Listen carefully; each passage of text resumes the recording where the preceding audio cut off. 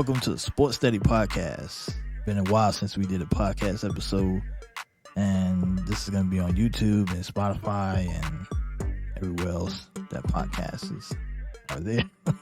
I mean, look, we trying to tweak this thing a bit because every time, I'm just so stubborn when it comes to these setups. This is not my idea, so if you don't like this, please let your voices be known in the comments. Trash it. Talk so much trash about it, because I do not like this setup.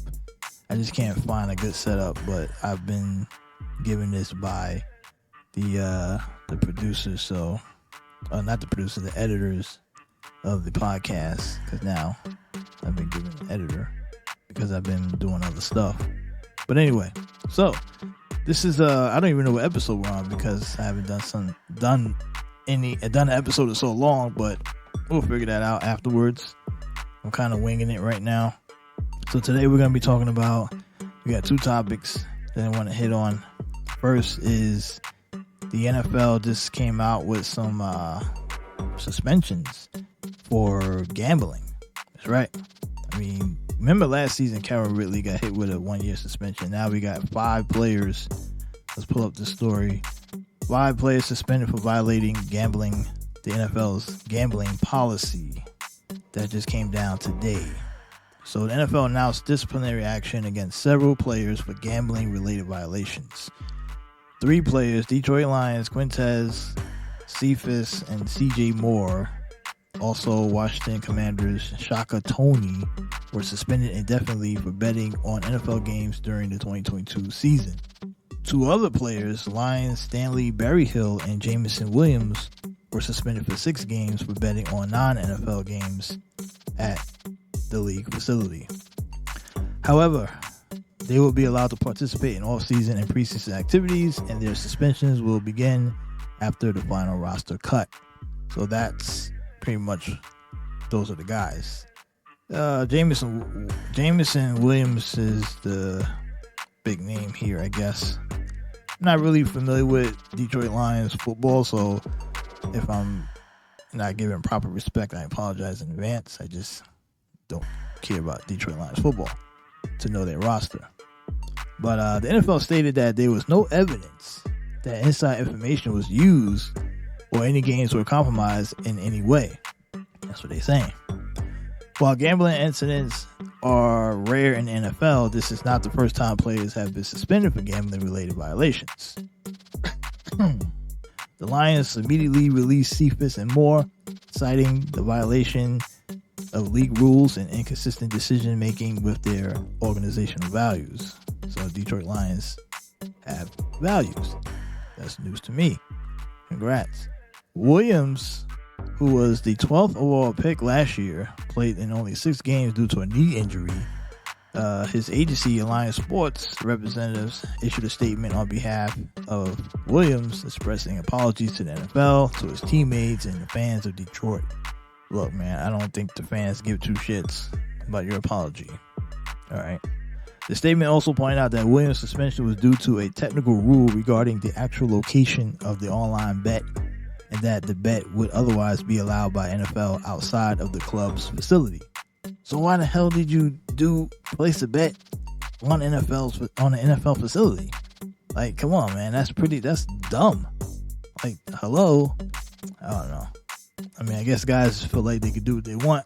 I'm pretty sure they were told that you cannot make bets on an NFL facility, especially no kind of bet you can place.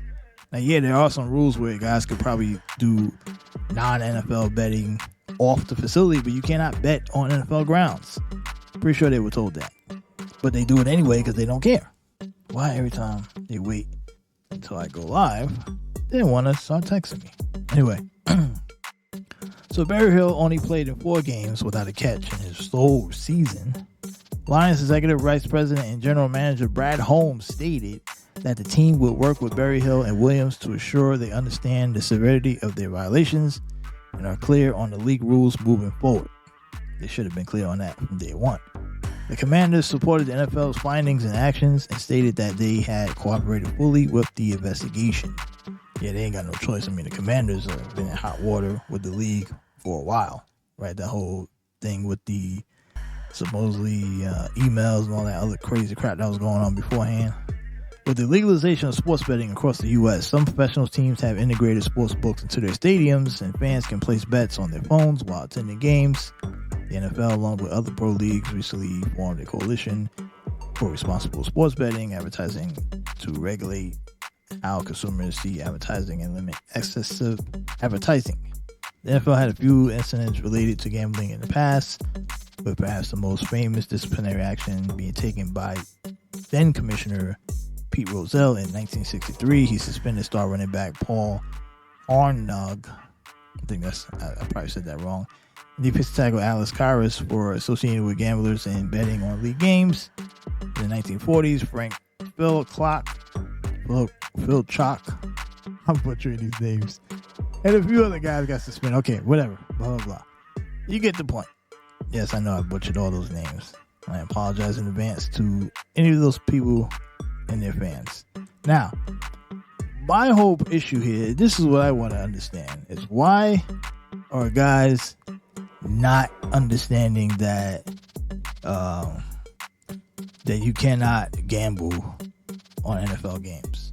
Like, why is this so hard to understand? Right? It's a simple rule. You can't find somebody to go place bets for you. You got, right? Go get Cash App your buddy a couple $1,000. Hey man, go put it on this game or that. I mean, there's got to be ways around this. Look, I'm not condoning trying to do that stuff. I'm just saying that there has to be other ways to get around it to where you're not getting caught, right? I mean, the NFL has their own private police. They got CIA, FBI, all kind of people who are watching and monitoring every single thing you guys do. You really think that these NFL teams and leagues are going to give you millions of dollars or invest millions of dollars in a product and not have any kind of security, and then to place bets at the NFL facility? Like, that's gotta be one of the dumbest things you could do. I mean, you gotta take precaution. If you really, really, really want to bet and you feel like, man, I gotta get these bets out, I gotta bet, then get a burner phone and text your buddy, set up another account somewhere else, do some kind of, I don't know, way where you meet the guy, hey man, here's some cash, or maybe not meet the guy, because if they follow you, they could probably get you on photos. But figure out a way, man, right? Do something, like set it up way in advance, set up a secret account somewhere, say, hey, look, and when the season starts, you're going to activate this, it's your cash, you place the bets and make the call, make some money, whatever. If you really got to bet, if you got that itch. Or just don't bet on NFL games and bet on other games and do it away from the NFL facility. So, I don't know. I just don't get how these guys are getting caught up in this. It just seems crazy. And there are people out there defending these guys saying, oh, just let them bet, right? No, you don't just let them bet, because they make the rules. You sign the contract, you agree to the terms, and you have to listen to those terms. If you want to get away with it, then you figure out how to get away with it, but you don't, you know what I'm saying? Like, you get caught, you got to pay the price. And it's not fair, maybe, I don't know. But I'm just saying, to me, it seems kind of crazy in itself. But I don't know, what you guys think? Do you think NFL players should be allowed to bet on games? And do you think these suspensions are warranted, or do you think it's too harsh? Let us know in the comments. Comment below, let us know what you think. Now, obviously, if you're a Detroit Lions fan, you're probably not happy because you want your players to be available. And same thing with the Commanders, even though I think they cut a few of those guys. But anyway, so some guys are losing their jobs. They got cut. A couple guys got released. I think that was on the Lions, my bad. Guys got released and cut for gambling. We don't know how much they gambled. We don't know what the situation was in the picks. Is it worth losing your job in your NFL career? Losing a year off of your career in the NFL? Because you know the NFL shelf life is very short. I mean, guys get like a couple years and your prime is, and you never know. Like, even if you're a good player, it's hard to come back once you get taken out the league. It's hard to come back and get that momentum. Now, Josh Gordon is a different situation because remember, Josh Gordon was arguably the best wide receiver in the NFL at one point. Very early in his career, he had problems, he got suspended, he was gone. Never really recovered, even though he got chance after chance, but never really was able to capture that magic that he had with Cleveland. And everyone thought, oh, if he goes to the Patriots and he gets to play with a real quarterback, he'll come back. He never returned. He never got that magic back. He never became that Josh Gordon of old. And I'm not comparing gambling with marijuana, but addiction is addiction. My point is the addiction of doing stuff. We don't know if these guys are addicted to gambling, but we know that there has to be some kind of problem, because when you're told you can't gamble and then you do it anyway, there's got to be some addiction there, right? There's got to be, because it's very easy to get caught up in gambling. Trust me, I'm a former gambler, so I can tell you. Now, I'm not the extreme gambler, right? But I could just imagine having access to those funds and being more willing to take a risk, to place a bet, because I feel like I can win some easy money, especially if I'm inside the league. I mean, you're tempted, and then once you get that itch, you win a couple, you're like, oh yeah, I'm gonna go for it. So you gotta wonder, some of these guys in the NFL are addicted to it. Is it, because like I said, it's like a drug, and in some cases it could be worse. But that's just my opinion on it. I don't know these guys' situations, and hopefully they'll learn their lesson and come back. But you don't want to risk losing your career gambling, and willing to throw away millions of dollars potentially in earnings to gamble. That's got to be something more serious going on. So that's that. All right, so we got our next topic here as we transition to the NBA. Kawhi Leonard. Should Kawhi Leonard retire? That's the question, because the Stephen A. Smith, he went after Kawhi Leonard. Stephen A. Smith, upset with Kawhi Leonard, feels like Kawhi should retire, or he alluded to that. Kawhi Leonard had a good first 2 games, then all of a sudden he just out for game 3, and people are wondering what the hell's going on. And Kawhi Leonard has been one of these players that he started out with San Antonio, right? He played well there. He developed a bit, got traded, wins the NBA title with the Toronto Raptors, pretty much carrying the team by himself, I would say.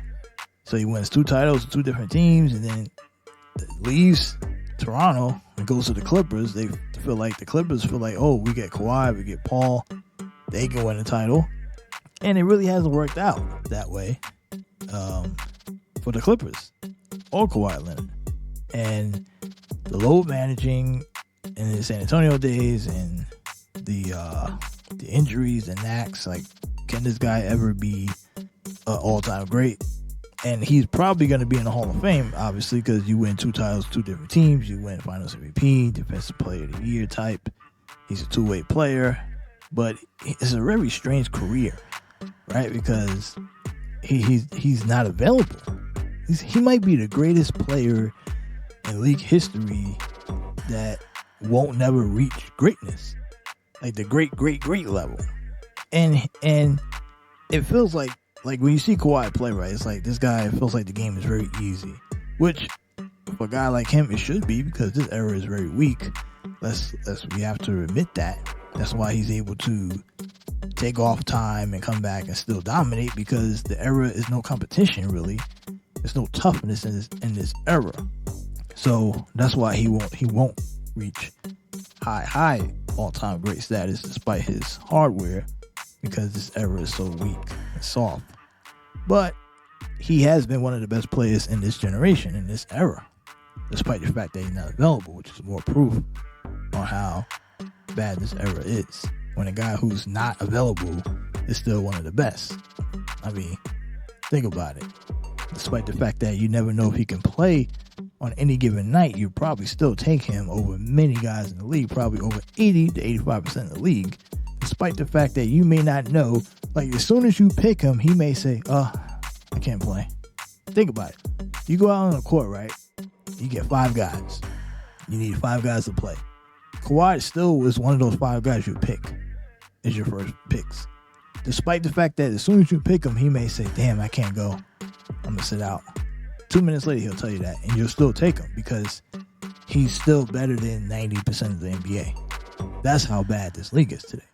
So Stephen A. Smith went on a rant about Kawhi Leonard. We're going to play the clip in a minute, right here in a second, on Kawhi Leonard. So let's get that up. Here is Stephen A. Smith. They were trying to get him from his 1 year stint. I have to say it. I'm sick of Kawhi Leonard. I'm sick of him. Seriously. Why don't you just retire? I mean, the dude blackmails the Clippers into moving heaven and earth to acquire Paul George because he was threatening to go to the Lakers if they didn't do what he wanted when they were trying to get him from his 1 year stint in Toronto after winning the title there. They gave him everything he wanted. All the money, manicures, pedicures, helicopter rides, private planes, and they gave him everything. This brother has missed so many damn games it don't make any sense. He's missed more than 50% of his games. I think him and Paul George have played like a grand total of 3 playoff games together. I mean, you just can't make this up. 22% of their games together altogether. Can't make it up. Can't make it up. And this brother drops 38 in game 1, 31 in game 2, going at Kevin Durant and Devin Booker in Phoenix. Series tied 1-1, walked off the court, looked fine, and then Ty Lue gets noticed the day of the game, he ain't available to play. I mean, what's going on with Kawhi? That's the question. You know? And Stephen A. has a good point there. And the question is going to come now, should Kawhi retire? Like, I know Stephen A. was probably saying it in like, being like funny. But I think it is a serious question that probably needs to be considered for Kawhi to answer himself, because this is a guy who's never available in the key moments. I mean, game 3 is a key pivotal moment in a 1-1 series, and everything seems to be fine after game 2, having a big night, and then all of a sudden you're not available. Like, what is going on, and what's the problem? It's got to be frustrating for the franchise, for the Clipper franchise, when you have a guy who is this talented, is your best player, but then you don't know if he's going to be available, right? Especially in the playoffs. Like, at least in the regular season, you can make adjustments. You know, you can maneuver the roster a bit. You know, okay, Kawhi's probably not going to play this amount of games. But in the playoffs, you expect your top guys to go, and it's hard to make that adjustment when your top guy just, I can't go. Now, luckily for the Clippers, there is some positive outlook on this, because the Clippers have been used to this, so they might be able to I'm not gonna say they could survive and win a series without Kawhi Leonard, but they have other guys who are good enough, and they did kind of build that roster a bit to be able to, with the understanding that Kawhi Leonard or Paul George could miss a game or 2 in a series, and they have former starters, they have guys who are pretty good. So it's sad. Like, you know, you almost gotta feel kind of sad for Clipper fans, or who's like, because I really believe the Clippers somehow could have got out of this series and beat the Suns. They possibly, I'm not saying they would have, but they would have had the team, a healthy full Clippers squad, if they beat Phoenix. I think Phoenix probably comes out the West if they win this series. I think they better than Denver. I think they beat Denver. I think they beat all the other teams. Kings are too young, too inexperienced. Warriors, I think they're too old and slow. Lakers is the only wild card in the bunch, depending on the NBA helps the Lakers, but I don't want to get into that. But I think the Clippers legitimately had a threat to go all the way to the finals. Now, I don't care who comes out the West, and nobody's beating Boston, in my opinion. I think Boston, this is their title to lose, and I'll stick to that. I said that at the beginning of the season. I said that after they lost to the Warriors last year. I said Clippers, Boston, this is their ring to lose. So with the Clippers, if they find a way to get out of the Sun series, which I don't think happens, but if they did, they would pretty much have a good path to the finals. And the only other possible resistance would be possibly the Lakers. But I don't know if the Lakers get out of that bracket down at the bottom, because they're going to go up against a lot of speed, right? If the Kings beat the Warriors, which I think they will, I think Kings at 5, and they have to play the Lakers next. If the Lakers beat Memphis, which I think they will, I think the Kings' speed could be enough to take the Lakers down. Lakers seem to be they won't be quick enough to stay with Sacramento as long as the Kings hit shots. I think the Kings will beat the Lakers. I know a lot of people wouldn't think that. They would definitely take the Lakers. But I think if the Kings beat the champs, the defending champs, that would be a momentum boost and a confidence booster that would allow them to go up against the Lakers. They would have problems in the paint, though, but Anthony Davis would probably get hurt at some point. And that would be the end of that series. Well, the Clippers would be the only team. It would be Clippers-Kings possibly in the conference finals, or Clippers-Suns. I just don't see Denver coming out beating the Suns or the Clippers. Now, Denver has a better chance against the Clippers because of the unknown of Kawhi Leonard. But if the Clippers somehow beat the Suns and they stay healthy, they go to the finals. That would be my take. But the big if is health. That's the problem. And with that being the unknown, that could really, and Kawhi is the big wild card here, folks. We just don't know what happened to Kawhi. We're going to keep an eye on the situation. We'll find out what happens. But it is a legitimate question. Should Kawhi Leonard retire? Probably not after Game 3, but after the end of the season, what is his future like?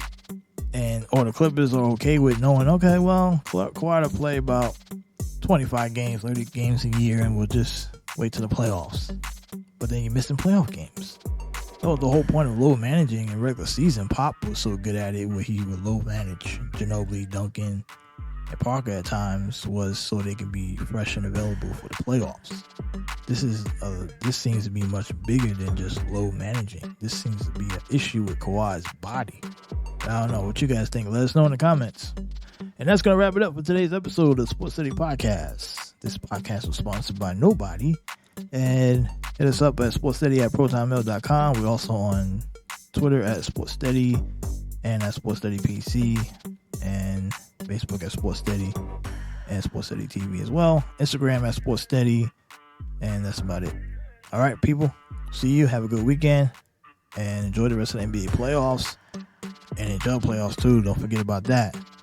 Probably should have talk about that. I'll probably do a separate video of NHL playoffs, because I watched a few games, haven't really been paying much attention to it, I gotta admit. Bad job by me, but here's look. Stanley Cup Final is my favorite of all the playoff, right? So Stanley Cup Final is probably the best playoff series, right? Stanley Cup Finals, okay?